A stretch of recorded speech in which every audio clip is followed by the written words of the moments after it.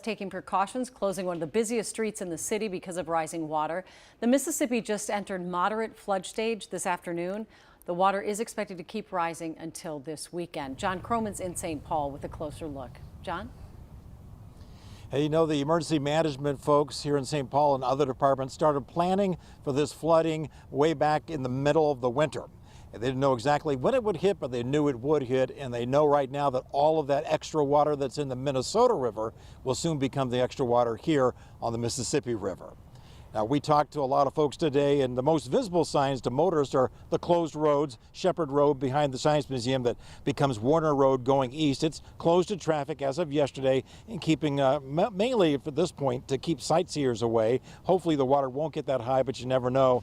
The high water, though, is really visible over on the south bank of the river in Harriet Island Regional Park, where some of the picnic areas are already inundated, and the river boats, which you normally walk down to, you now would walk uphill to.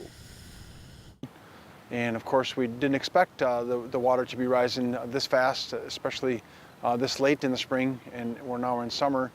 And so, you know, we're continuing along our flood action plan and putting the protective measures in to make sure that our citizens stay safe and the infrastructure, those are the buildings and the residential structures, are safe despite the rising waters.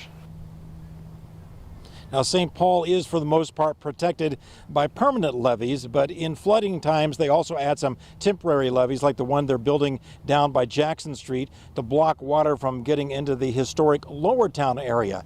Now, they're also expecting to have a big sandbagging effort later this week to keep the water out of Holman Field, the St. Paul Airport, because that's also a flood-prone area when the water gets this high. But the watchword from the Emergency Management Director, Rick Shute, and other people here is try to enjoy this flooding from a safe distance. Don't get in that water. It's really dirty and the current is very swift. Back to you.